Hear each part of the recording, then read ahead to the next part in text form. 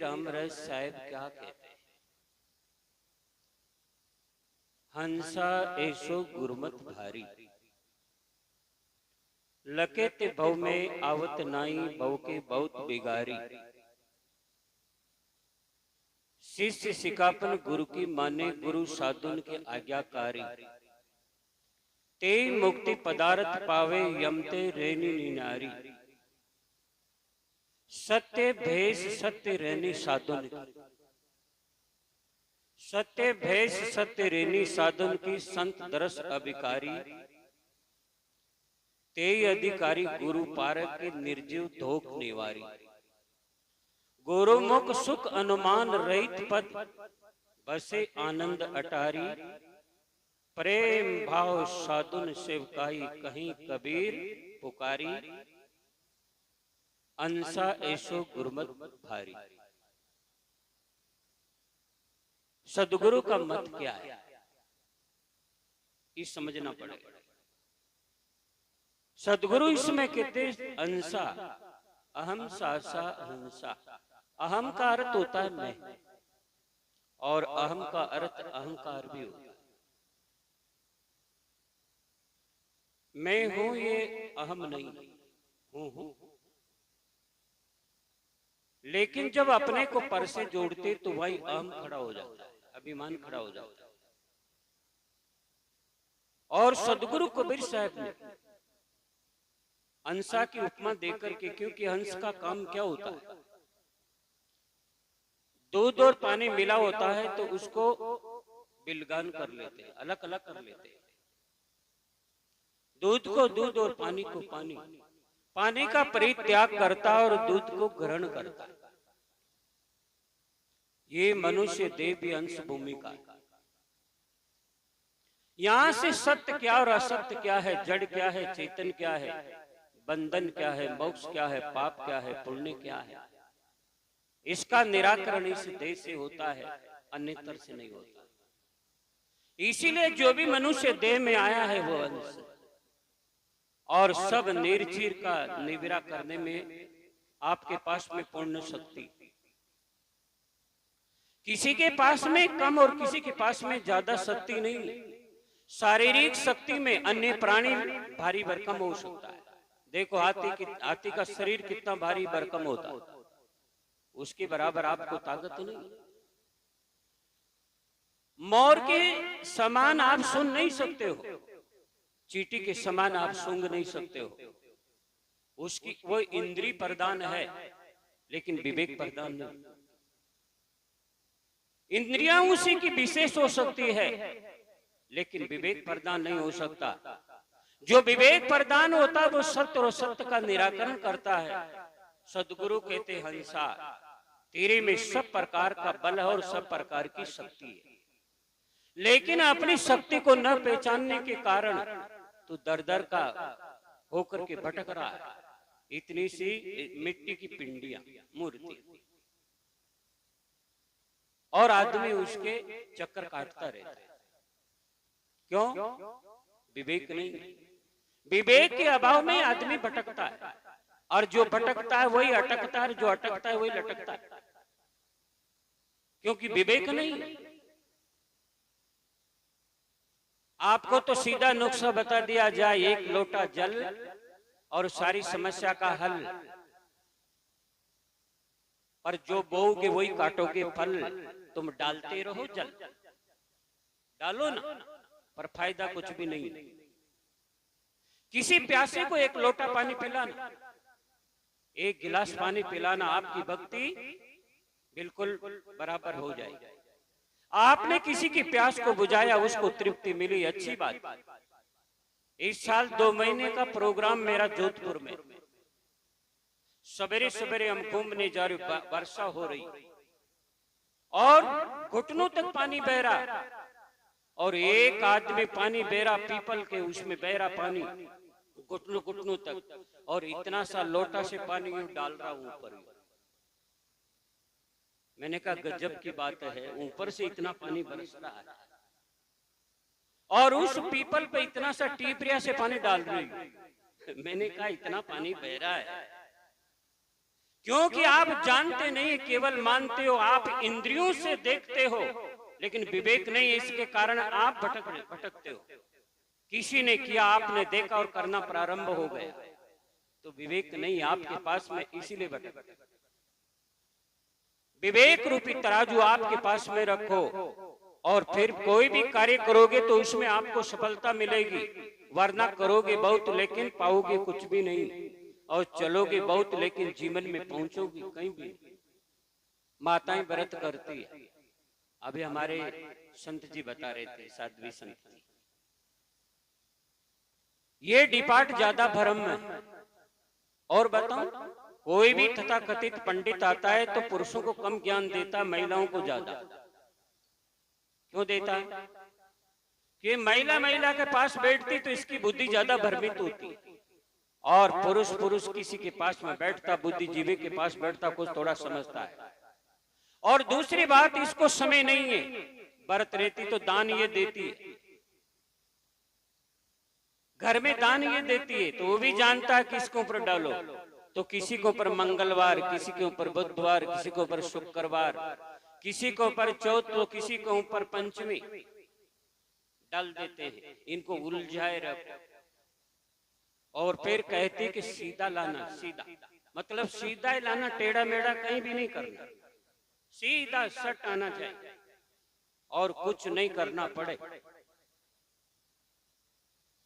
आज विज्ञान का युग है, आज साइंस का युग है, और इस साइंस के युग में, विज्ञान के युग में भी इतनी अवैज्ञानिक धारणाएं जो पनप रही है।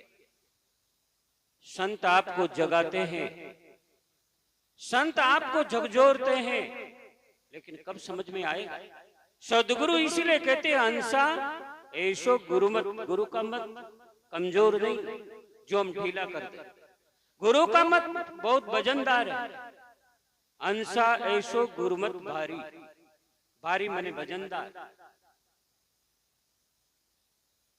भारी माने सर्वोच्च, सर्वोच्च, सबसे श्रेष्ठ गुरु का मत। और गुरु का मत है जड़ और चेतन का निर्णय, ये गुरु का मत। सदगुरु कबीर साहब ने यही निर्णय दिया है हमने, कि जड़ चेतन नहीं हो सकता और चेतन जड़ नहीं हो सकता। जड़ जड़ होता है, जड़ ही रहता है, चेतन चेतन ही रहता है। और जड़ चेतन की परिभाषा क्या होती है? कि चेतन उसको कहते जो अपने को भी जाने और पर को भी जाने, उसको चेतन कहते हैं।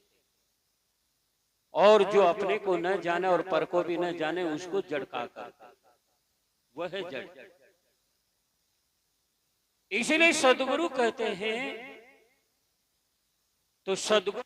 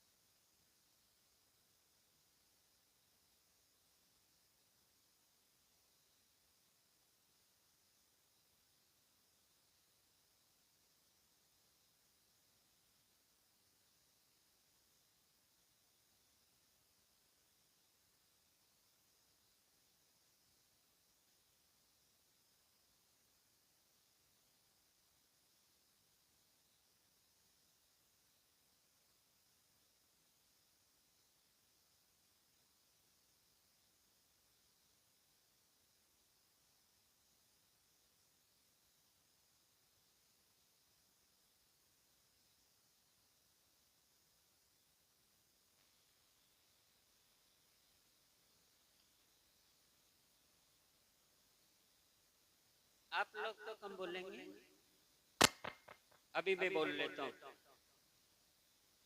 सदगुरु कबीर साहब कहते, लखे तो भव में अवत नहीं, लखने की बात तुम भव में नहीं लौटो। कौन सा भव? कोई ऐसा कहीं विशेष भव नहीं, ये शरीरी भव सागर है, ये शरीरी भव है, और जिसमें अनंत कामनाएं, अनंत तृष्णाएं, अनंत विकार इसमें भरा हुआ। सबसे पहले तो संसारी शरीर, और भव का मतलब होता गंदा, अर्थात गिरा हुआ। देखो इस शरीर कितना गिरा हुआ है, अगर इस चाम को हटा दिया जाए कोई देखना पसंद नहीं करेगा। लगाओ भले इसके शैम्पू, क्रीम पाउडर लगाओ, कुछ भी लगाओ, लेकिन जरा सी लगने के बाद में आपको पट्टी बांधना पड़ता, उसको देखना पसंद नहीं करते हैं इसमें क्या भरा हुआ है। गंदगी का थैला, आंखों में कीचड़, नाक में कीचड़, मुंह में कीचड़, मल मूत्र, क्या भरा हुआ है इसमें, जिस पर आदमी मोहित हो जाता है। ये भी गजब की बात।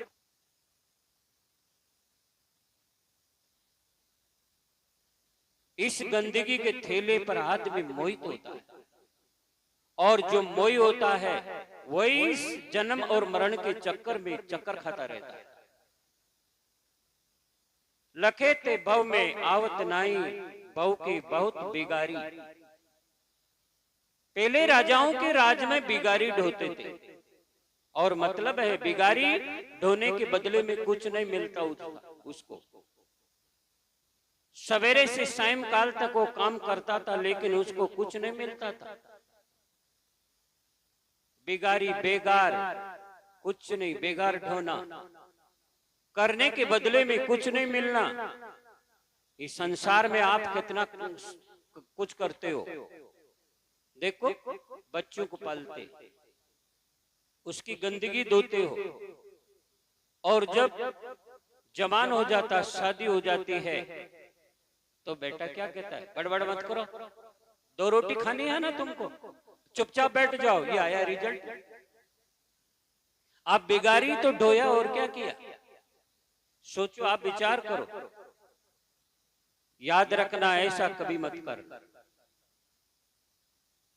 और ऐसे बहुत के बहुत अर्थात संसार के सभी ऐसी बेगार ढो रहे। एक तो ये बेगार, और दूसरी है कि आदमी बेकारों की बेगार ढोता रहता है, फिजूल का अहंकार आदमी लादता रहता है।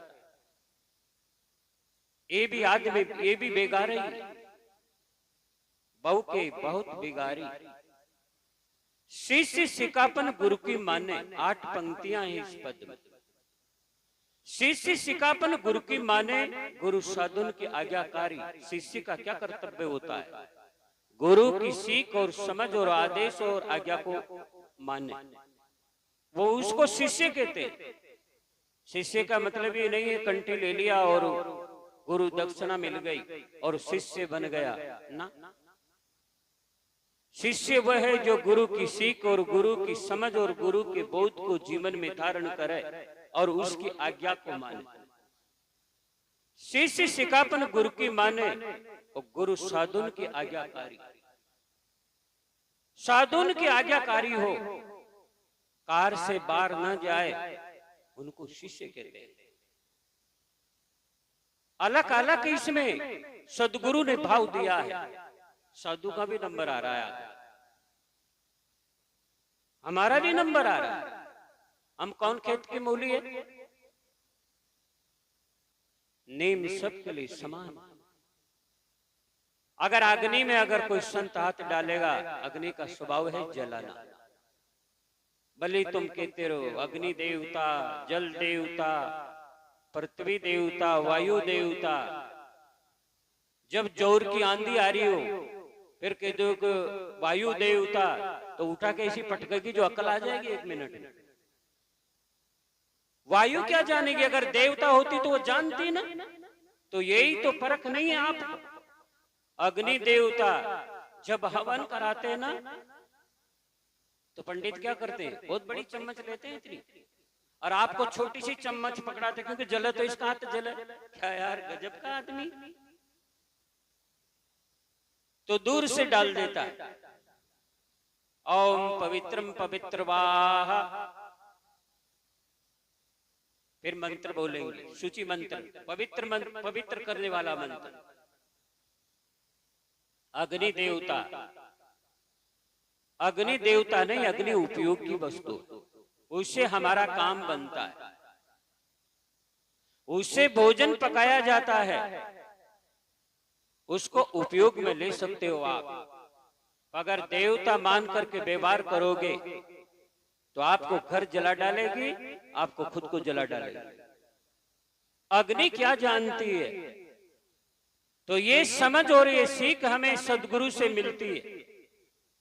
शिष्य शिकापन गुरु की माने, गुरु साधुन की आज्ञाकारी बनो, संतों की आज्ञाकारी बनो, संतों की आज्ञा में चलो, संतों के बताए हुए पथ पर चलो, तो निश्चित आपका कल्याण होगा।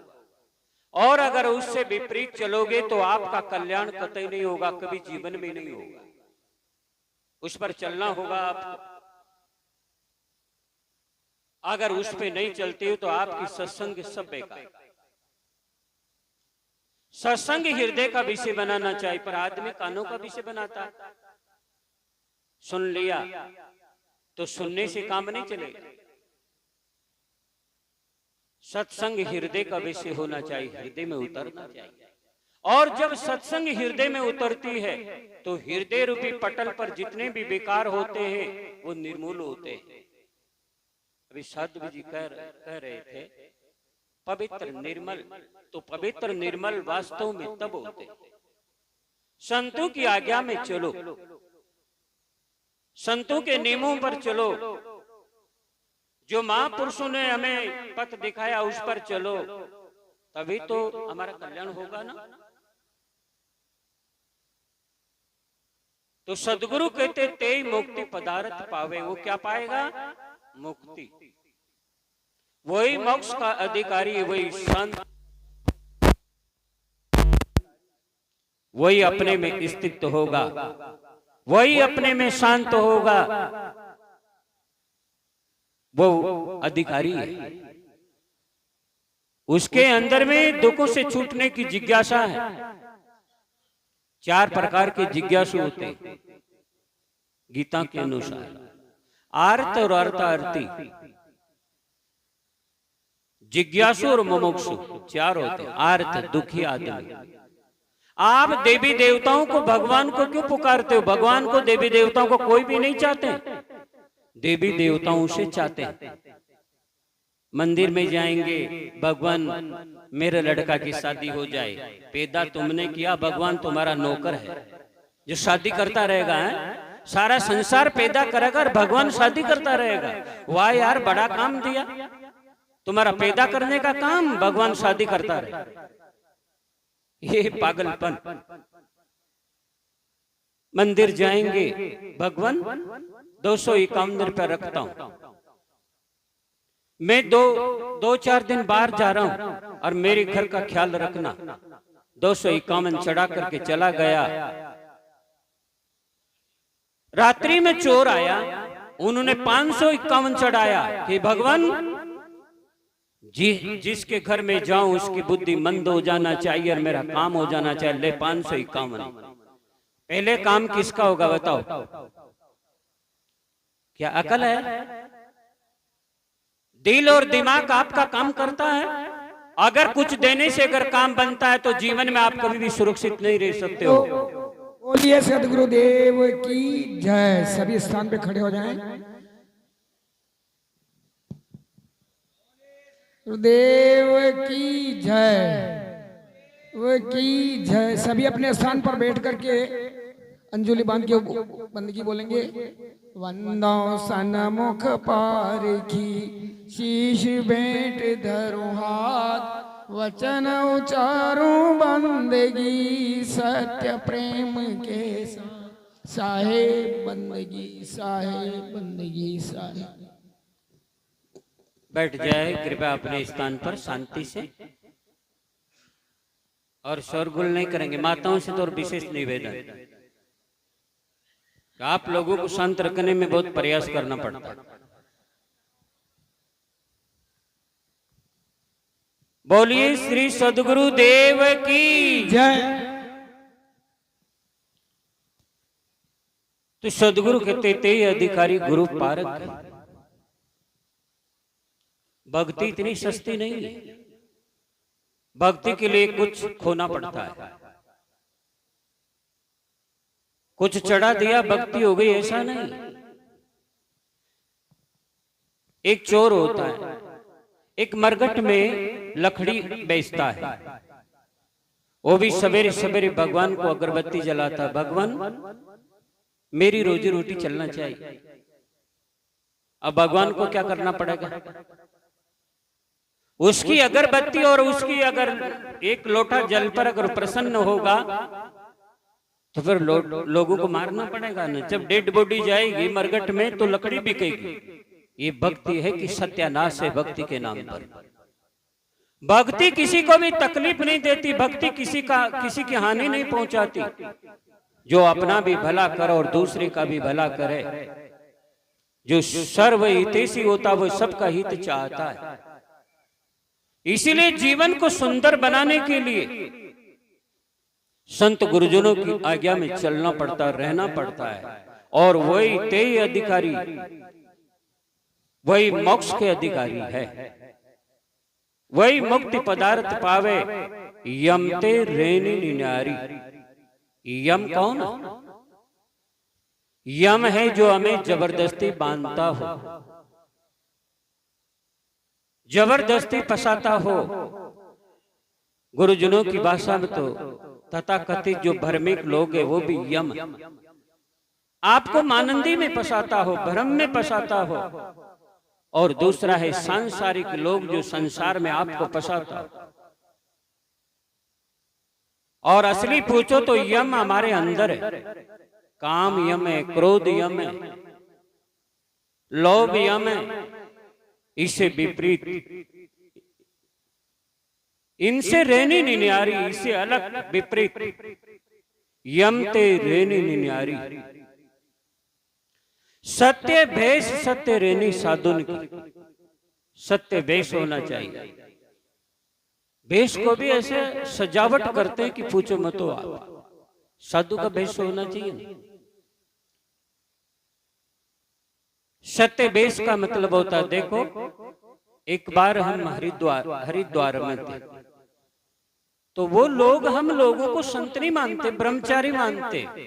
जो सफेद कपड़ा पहने होते उसको ब्रह्मचारी मानते, और जो भगवा कपड़ा पहनते उसको साधु मानते, सन्यासी मानते। हम गए एक आश्रम में, मैंने कहा यहाँ के संत जी बढ़िया संत है, मिलने चलते हैं दर्शन के लिए। बैठो बैठो ब्रह्मचारी जी, बैठो बैठो बैठो बिठाई। तो बोले ये ब्रह्मचारी आए, अच्छी बात है, उसकी मान्यता है। तो मैंने कहा कपड़ों में कोई ब्रह्मचारी नहीं होता, कपड़ों से नहीं होता, वासना से विरक्त हो तो ब्रह्मचारी। अच्छी बात। वो बोला कि हमारा जो भेष है संत का, ये असली भेष है। मैंने कहा ऐसा नहीं हो सकता। असली भेष हमारा ये नेचुरल है, प्राकृतिक है, इसमें मिलावट नहीं है। सदगुरु की खोज भी बड़ी विलक्षण है, बड़ी बारीक है। कैसे महाराज जी? मैंने देखो जब कपास बनती है, कपास निकलती है बिनौला से, तो बिल्कुल प्राकृतिक सफेद निकलती है। ये जितने भी आपके रंग बिरंगे सब नकली है, बाद में रंग चढ़ाया गया। पहले तो जब कपास निकलती तो सफेद निकलती, व्हाइट निकलती। और जब हम लोगों को जब भेष दिया जाता है तो व्हाइट दिया जाता है, क्यों? सफेद दिया जाता है। ये लास्ट का प्रतीक है। देखो जब मुर्दा कोई घर से जब चला जाता है तो मुर्दे के ऊपर कौन से कपड़े डाले जाते? कफन, सफेद। तो हमको भी कहते अब तुम संसार से मर चुके, संसार से मर चुके हैं, मुर्दा हो गए हो। दुनिया कुछ भी कहे, दुनिया कुछ भी सुनाए, उस तरफ ध्यान मत दो, अपनी तरफ ध्यान दो। और अगर अपनी तरफ से ध्यान जाएगा और संसार से जुड़ेगा तो व्याकुल और दुखी अवश्य होंगे। आपको कोई भी नहीं बचाएगा, सदगुरु भी नहीं बचाएगा, क्योंकि आप ही अपना हित नहीं चाहते, आप अपना मंगल नहीं चाहते, अपना कल्याण नहीं चाहते हैं। आपको कौन सुखी बनाएगा? विचार करो आप। क्योंकि आप सुखी होना नहीं चाहते हैं। जो सुखी होना चाहते वो ऐसा कभी नहीं करता। तो सत्य भेष और भेष के अनुरूप फिर रहनी होना चाहिए, तो मजा है। कि अमुक साधु ने गलत कर लिया, साधु कभी करता ही नहीं, और कर लिया तो साधु बना नहीं है, प्रमाण है। साधु बन जाता, कपड़ों से भले साधु बन गया हो, भेष से साधु बन गया हो, लेकिन अभी मन से वासना नहीं गई, मन में वैराग नहीं है, दृढ़ वैराग, तीव्र तर वैराग्य नहीं, कैसे रोकोगे आप? ज्ञान की विशेषता नहीं, ज्ञान तो गृहस्थी भी बहुत अध्ययन कर लेता है, बुद्धि तेज है तो उसको स्मरण शक्ति ज्यादा है तो बहुत संग्रह कर लेता है, इसकी विशेषता नहीं है। हमारे गुरुजन जब त्याग करके आते तो उनकी पूजा होती, त्याग की पूजा होती है, वैराग्य लेते तो पूजा होती है।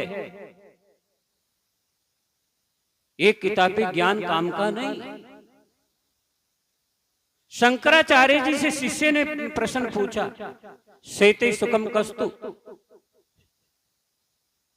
शिष्य प्रश्न उत्तरी में कहते हैं, पूछते हैं प्रश्न, सेते सुखम कस्तु, हे गुरुदेव सुख से कौन सोता है? सेते सुखम कस्तु, जागृति को हा, जागता कौन और सोता कौन है? समाधि निष्ठो, जो अपनी संपूर्ण बहिरंग इंद्रियों को समेट करके जो अपने में शांत करता है, सम कर लेता है, समाधि। सम नाम बराबर दीन नाम बुद्धि, जिसकी बुद्धि शांत हो जाए वो समाधि में। एक जगह हम मिलने गए, शायद महेश साहब भी होंगे, मारवाड़ की बात, आश्रम था ये, चलो संत जी से मिल के आते। तो उनका शिष्य बोला, अभी संत जी से मिल नहीं सकते हो आप। कि क्यों भाई? कि 3 घंटे के बाद में दर्शन देंगे। तो मतलब आप समझे 3 घंटे? 3 घंटे का मतलब था उसने नशा कर रखा था। अब वो शिष्य भी समझता था कि ये नशेड़ी 3 घंटे में होश में आ जाएगा तो दर्शन करा देंगे। नशा पसा सबको लिया, बचा नहीं नर नार, आदत खोटी हो गई कैसे होई सुधार, कैसे होई सुधार। गुरुजी सबके आगे, चेला 1 चलम पीता है तो गुरु महाराज 3 चलम पीता, वो 3 गुना ज्यादा बिगड़ रहा उसको।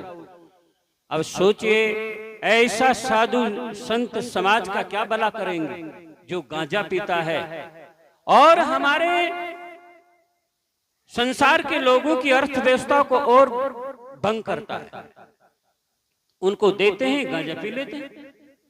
सोचिए आप, देना भी कहां चाहिए, ये भी हमें विवेक होना चाहिए कि हमारा दिया हुआ का उपयोग, सुंदर उपयोग कहां होता है, ये भी विवेक होना चाहिए।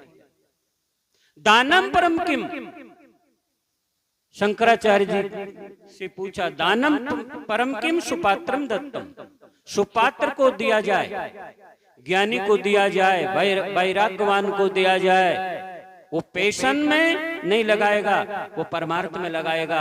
वरना ऐसे साधु को दोगे तो पेशन और ऐसा आराम में लगाएगा।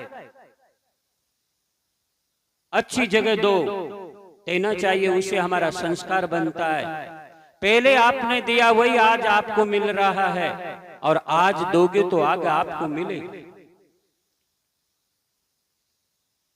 तो सदगुरु कहते, सत्य भेष सत्य रेनी साधुन की, रेनी होना चाहिए, सत्य रेनी साधुन की। संत दरस अभिकारी, वो कौन कैसे होते हैं? अभिकारी, विकार से रहित, बेकारों से रहित। और संतों में सदा निष्ठा, संतों में सदा प्रेम, समर्पण भाव, और ऐसा समर्पण भाव जिस जिज्ञासु का संतों में, कौन रोकेगा उसको कल्याण से? क्योंकि वो दुख से छूटना चाहता है। अर्थ के लिए, मेरे धन बढ़ जाए, मेरे को ये बढ़ जाए, मेरे को वो मिल जाए, आप अर्थ के लिए पुकार करते हो, शांति के लिए थोड़ी पुकार करते हो। आपके अंदर में कामना है, कामनाओं को और अपनी मुरादों को पूरी करने के लिए करते हैं। इसीलिए सदगुरु कहते हैं, सत्य बैस सत्य रेनी साधुन की संतरस अभिकारी, ते अधिकारी गुरु पारक। कौन है वो अधिकारी? जो गुरु पद को प्राप्त करे, गुरु पद पर चले, गुरु पद पर विश्राम करे। शिष्य और गुरु, जब शिष्य उस भूमिका में पहुंचता है, वही गुरु पद। उसमें दोनों में भेद नहीं, पारक पार की एक है, भिन्न भेद कछुनाई एक। पर जब उस पद में पहुंचता है तब ऐसे थोड़ी कहने से पार पार की एक है। तो ते अधिकारी गुरु पारक के, गुरु का पारक पद, गुरु का शांति पद, गुरु का निर्मल पद, ते अधिकारी गुरु पारक के निर्जीव धोख निवारी। निर्जीव क्या है, सजीव क्या है, जड़ क्या है, चेतन क्या है, पाप क्या है, पुण्य क्या है, जिसने इसका निवारण कर दिया। निर्जीव धोख निवारी, गुरुमुख सुख अनुमान रहित पद। वो कैसा है? गुरुमुख सुख। कौन सा सुख? जो गुरु ने हमको बौद्ध दिया और बौद्ध की अनुभूति, उस बौद्ध की अनुभूति में टिक जाए, ठहर जाए, रह जाए, वही सुख है। बाहरी सुख नहीं, सांसारिक सुख नहीं। ये मिलने और बिछुड़ने के जो सुख है, इसमें आप दुखी होते रहोगे। प्राप्त जीव इच्छा नहीं, केवल हंत छुड़ाओ। जीव को कुछ प्राप्त करना नहीं, प्राप्ति के लिए बोझा उठा रहा है। प्राप्त जीव इच्छा नहीं, केवल हंत छुड़ाओ। निज स्वरूप लख दया युत दीन जान अपनाओ। पंच ग्रंथि में सदगुरु कहते हैं, जीव को प्राप्त कुछ करना नहीं है, ये प्राप्ति ही बंधन का कारण है। और जो भी प्राप्त होगा वो संसार प्राप्त होगा। आपसे भिन्न वस्तु होगी और वो आपसे छूट जाएगी, वो आपका है ही नहीं। और जिसके लिए आप प्रयत्नरत रहते हो, प्रयत्नशील रहते हो, उसके लिए आप दूसरे को धोखा देते हो, हेरा फेरी करते हो, कल आपसे जुदा हो जाएगी, आपकी नहीं रहेगी। याद रखो, ऐसा करोगे तो संस्कार, वस्तु तो छूट जाएगी, लेकिन वो संस्कार आपके संग जाएगा। इसीलिए जाग जाओ। ये गुरुजन हमें जगा रहे हैं, उपदेश दे रहे हैं।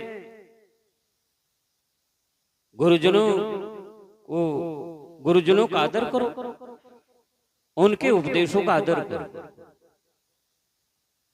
इसीलिए सदगुरु कह रहे हैं, बसे गुरुमुख सुख अनुमान रहित पद। वहां कोई अनुमान कल्पना कुछ नहीं, बिल्कुल उससे रहित, सबसे मुक्त, सबसे रहित, सबसे परे की स्थिति, अनुमान रहित पद। वो शिष्य, वो जिज्ञासु कहाँ रहता है? बसे आनंद अटारी। जो भी आपने गुरु से पाया है और उसका अनुभव किया है, उसकी अनुभूति की, वही सबसे बड़ा सुख है, अलग से सुख नहीं। बसे आनंद अटारी। अटारी अर्थात अटल पद, जो कभी टलता नहीं हो, स्थिर हो, सदा रहे, जो अपने से कभी जुदा ना हो, वह है गुरु पद, वह है पारक पद। उस पारक पद, गुरु मुख सुख अनुमान रहित पद, बसे आनंद अटारी। वहां बसते हैं वो जिज्ञासु, वो मुमुक्षु, वो मोक्ष का अधिकारी। सब कर सकते हो आप और मनुष्य जीवन का परम उद्देश्य यही है। धन बढ़ाना मनुष्य जीवन का लक्ष्य नहीं है। धन की जीवन में आवश्यकता है, लेकिन धन को सब कुछ मत समझो। धन सब कुछ नहीं हो सकता, कुछ हो सकता है। शरीर है तब तक इसकी भौतिक है, तब तक भौतिक की आवश्यकता पड़ती है, और भौतिक भौतिक तक होता है। शरीर भौतिक इस शरीर तक उपयोग में आ सकता है, लेकिन आपके लिए काम का नहीं। आपके लिए गुरु का बोध, गुरु का पद, गुरु का निर्णय, गुरु का सार, ये आपके लिए उपयोगी हो सकता है। बस है आनंद अटारी। जीवन को सुंदर बनाओ।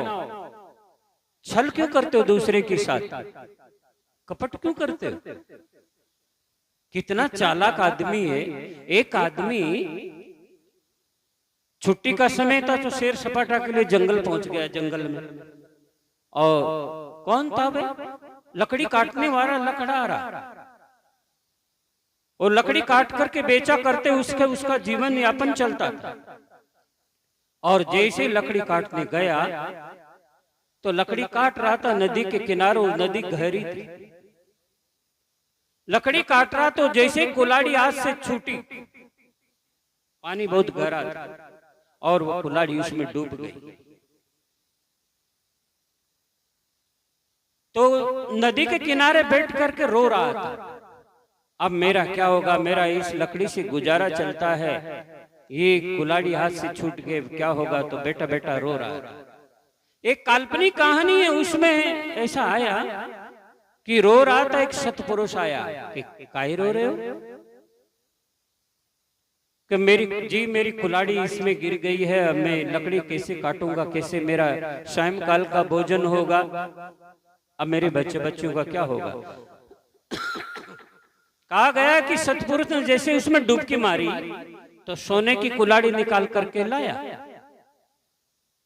सोने की कुल्हाड़ी कि यही है ना तेरी कुल्हाड़ी? हाँ।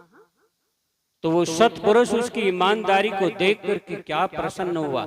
याद रखो, ईमानदार आदमी सबके लिए प्रिय होता है, और बेईमान आदमी किसी के लिए प्रिय नहीं होता है?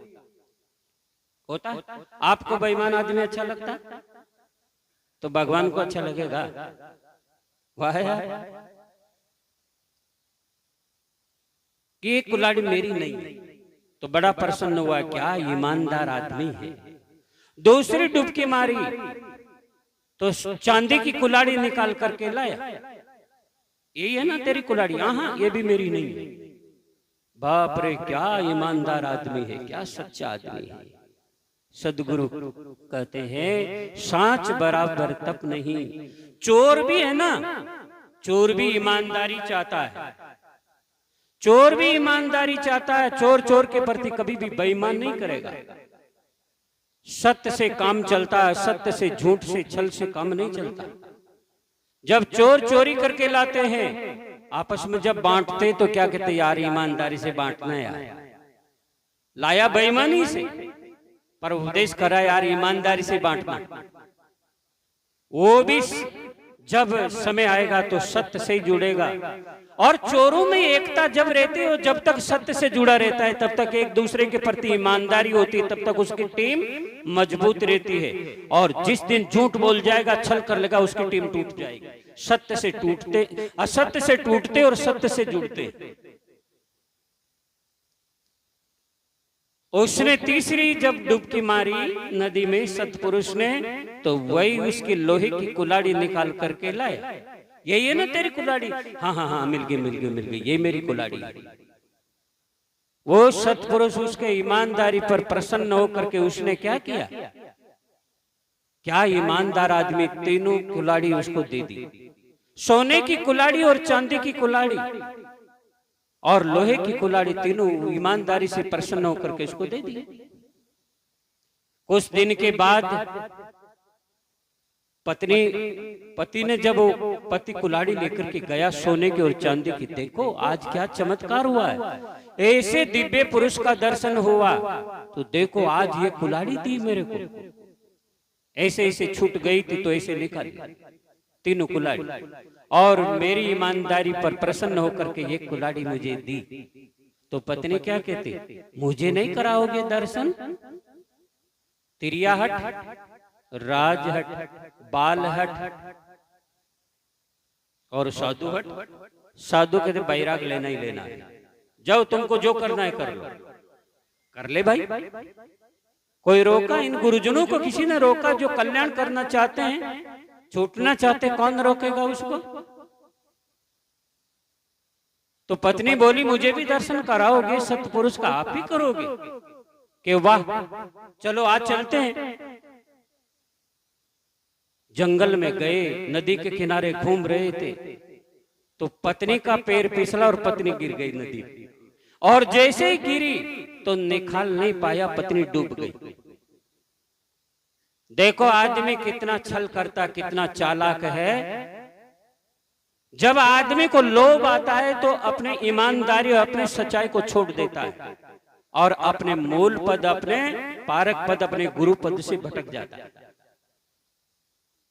जैसे डूबा फिर नदी के किनारे रो रहा था, अब मेरी पत्नी गिर गई, मेरी पत्नी चली गई, मेरे बाल बच्चों का क्या होगा, कौन संभालेगा?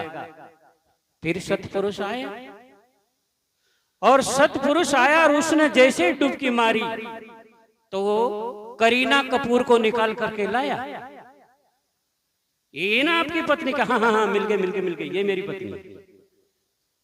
सतपुरुष ने कहा रे बेईमान, जब तेरी कुल्हाड़ी डूबी थी और मैंने डुबकी मारी, सोने की कुल्हाड़ी निकाल करके लाया और तू इतना ईमानदार आदमी कहता कि मेरी नहीं है। आहा, और चांदी की कुल्हाड़ी निकाल करके लाया, फिर भी मना कर दिया कि मेरी नहीं है। और तीसरी जब तेरी कुल्हाड़ी निकाल करके लाया तो कहा कि हाँ ये मेरी कुल्हाड़ी है।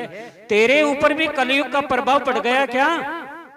तो क्या कहता है लकड़ारा कि मैं इतना कोई पागल नहीं हूं, बहुत माइंडेड आदमी हूं। कैसे? अगर ईमानदारी बरतता तो पहले डुबकी में तुम करीना कपूर को लाया और दूसरी में फिर डिंपल कबाड़िया को लाता और तीसरी में फिर मेरी पत्नी को लाता और मेरी ईमानदारी पे प्रसन्न होकर अगर तीनों पत्नी को दान में दे देता तो मुझे यमपुरी में पहुंचा देती। तो मैंने सोचा पहले में फाइनल कर लो जो बीमारी कट जाए। आदमी कितना छली कपटी है। अब बोलो वो पारक पद के अधिकारी है क्या? कभी नहीं हो सकता। सदगुरु कबीर साहब कहते हैं प्रेम भाव साधुन सेवकाई, प्रेम भाव से गुरुजनों की सेवा करो। ये आपका सौभाग्य है, गुरुजन आए। और गुरुजनों में जब दोष देखने लग जाता है वो आदमी पतन की ओर चलना शुरू हो जाता है। गुरुजनों में दोष मत देखो, दोष पराया देख के चले असंत असंत। पराया का दोष मत देखो, दूसरे की अच्छाई देखो और अपनी बुराई को देखो। अपने में बुराई कितनी है? सदगुरु क्या कहते हैं? बुरा जो देखन में चला, बुरा ने मिलिया को। क्या इतनी बड़ी महापुरुष में बुराई थी? वो हमें जगाया, हमें चेतना दी है। कितने उदार दिल के हैं सदगुरु जो हमें जगाते हैं, चेताते हैं। प्रेम भाव साधुन सेवकाई, कहीं कबीर पुकारी। मैं पुकार करके कहता हूं कि जो ऐसा करता वो कल्याण से वंचित कभी भी नहीं रहेगा। जीवन हमारा अनमोल रतन है और इस रतन की कदर करो, इसका आदर करो और संत गुरुजनों की आज्ञा के अनुरूप चलो तो निश्चित हमारा कल्याण होगा। आगे समय बढ़ने से कर रहा है इनकार है और सबके अंदर में बैठी हुई रमैया राम को मेरा नमस्कार है। साहे बंदगी, साहे बंदगी।